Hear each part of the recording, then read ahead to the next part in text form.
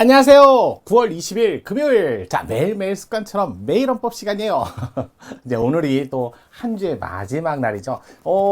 추석 연휴가 끝나고 나서 복귀한 지 이틀 만에 또 연휴가 아니고 주말이죠. 자, 오늘도 잘 정리하시고요. 또 연휴에 이은 어떤 부작용 같은 것 좀 있으니까 요번 주말에 좀 그걸 잘 정리하시길 바랄게요. 잘 정리하시는 거, 마감하는 거, 마무리하는 거, 이거 잘하는 사람이 정말 인생 잘하는 사람인 것 같아요. 저도 마무리가 그렇게 잘 안 되는 것 같더라고요. 자, 우리 함께 같이 좀 끝까지 쭉쭉쭉 마무리가 잘 될 때까지 해보도록 할게요. 매일원법 금요일입니다. 가보도록 할게요. 자, 24년 법무사 문제였죠. 자, 직업 선택의 자유에 관한 설명 옳지 않은 거 했는데, 일단은 직업 선택의 자유, 기본적으로 아시는 건 다 아시겠지만, 15조. 자, 볼게요. 15조. 직업 선택의 자유. 또는 직업의 자유라고도 이렇게 선택자 빼고 이렇게도 얘기하죠. 직업 선택의 자유. 일단은 뭐 직업이란 개념부터 시작을 하는 거죠. 뭐 이게 5차 3공화국 때 처음 들어왔다. 이건 역사적 얘기고요. 직업이란 개념은 계속적인 영리 활동. 자, 그렇기 때문에 직업의 자유는 경제적 기본권의 성격도 가지고 있고요. 자유권적 성격이고 자유권의 성격에 해당되고 기본권이며 사생활 영역에도 해당됩니다. 사생활에 관련된 기본권에도 해당된다는 거. 여러 가지 기본권의 성격을 갖고 있어요. 또 돈이 있어야 또 자유권의 기본권을 잘 표현을 할 수 있는 것도 현실이잖아요. 현실. 다는 아니죠. 자, 이렇게 갖고 계속적 영리적 활동인데 여기에 이제 공공에 관한 무해성. 자, 이걸 직업의 자유로 볼까요? 라고 했는데 요거는 직업의 자유, 결정하는 요소가 아니다. 결정 요소가 아니다.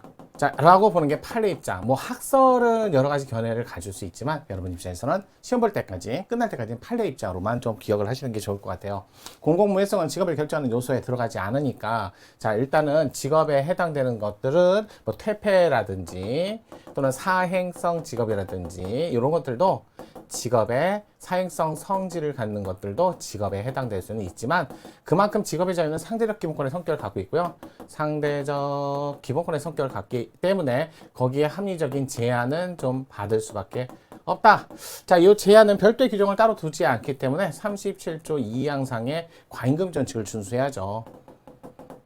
요 과잉금지 원칙에 따라 이제 여러분들 알겠지만 뭐 여기서만 다른 영역에서는 쓰지 않고 단계 이론, 단계 논리 요걸 쓰죠. 그래서 1단계, 2단계, 3단계 이런 식으로 단계 논리에 따라서 딱 맞진 않아요. 모든 게 맞지는 않습니다. 하지만 행사 방법에 따른 행사, 수단에 따른 제한, 또 2단계는 자격증 또는 시험을 통해서 자 이렇게 갖고 나오는 직업. 그 다음 마지막은 자 객관적 사유죠.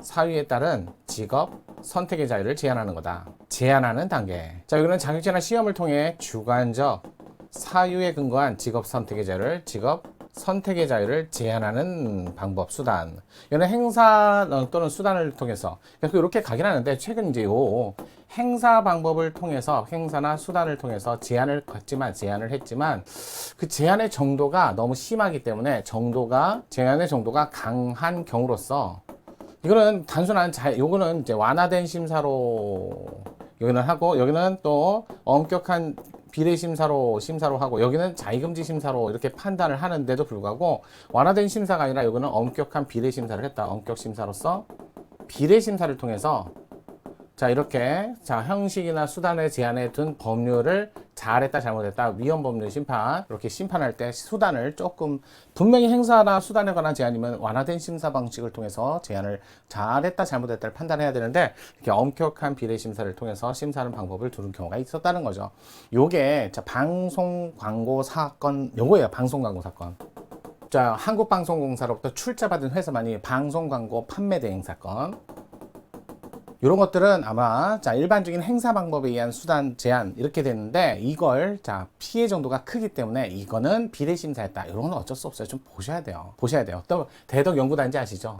연구단지에서 자 여기서는 석유 주유소 석유 판매업은 되는데 가스 판매업은 안 돼. 요것도 마찬가지로 행사 방법에 관한 제한이었지만 피해 정도가 크기 때문에 비례 심사를 했다. 요 정도 판례 2개 정도는 좀 여러 개 있지만 암기를 해두시면 좋을 것 같아요. 요런 판례 있잖아요. 판례가 요즘 최신 판례. 뭐 옛날에 직업이다 아니다 해갖고 나온 판례들 그렇게 그런 판례는 많이 안 나오고요. 직업에는 뭐 종류는 겸지, 이지 뭐 이런 것들. 자, 이런 직업의 자유에도 많이 들어가죠. 겸지, 이지, 겸직의 자유, 이직의 자유, 심지어는 무직업의 자유도 있어요. 무직업. 그다음에 경쟁의 자유, 경쟁의 자유. 이거 기본이잖아요. 경쟁의 자유. 그래서 구체적 기본권이다. 별도의 입법적 자 이런 마련이 없어도 바로 나올 수 있다. 이렇게 나오고 주체에 관해서 외국인은 주체가 될 수 없다. 외국인 주체가 될 수 없지만 단 법률에 따라 입국이 허용된 뒤에는 입국 허용된 경우라면 이럴 때는 예외적으로 직업 선택의 자유를 누릴 수 있다. 자유가 가능하다. 그러니까 기본권에서 직접 나오는 건 아니죠. 외국인은 기본권에서 직접 나오지 않고 법률에 의해서 입국이 허용된 다음에 허용됐으니까 입국이 된 다음에 문제예요. 아직 입국이 안 되신 분들은 안 돼. 그건 당연히 안 되는 거죠. 그런 것들을 좀 보시라는 거예요. 그래서 이런 것들은 다 기본적으로 다 과거에 있었던 판례라든지 기본이에요. 기본.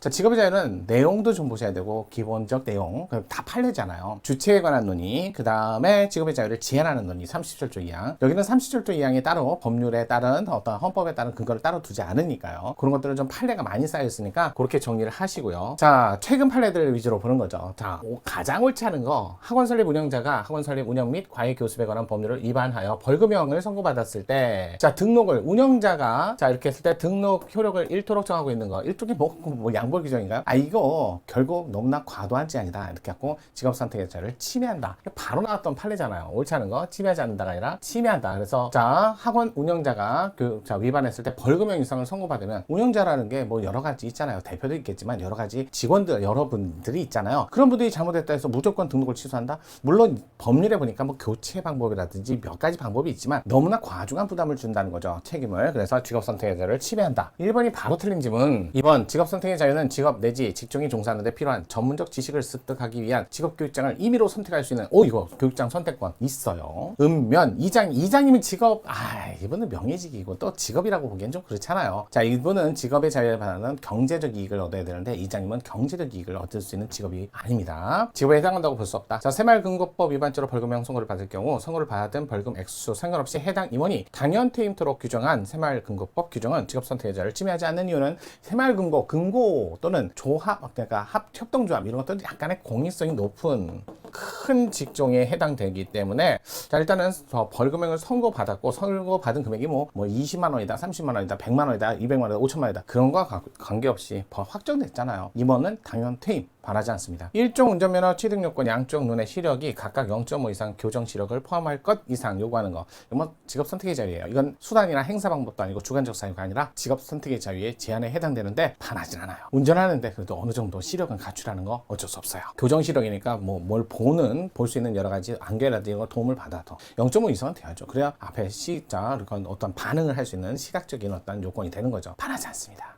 자, 기본적으로 판례에 관한 문제였고요. 최근 판례를 정답지문으로 냈던 판례였어요. 요렇게 그렇게 어렵게 들어가진 않았으니까요. 판례로 해서 문제가 충분히 가능했던 문제였습니다. 자, 그러면 주말장 정리하시고 토요일, 일요일은 또 통치구조입니다. 통치구조 오셔야죠.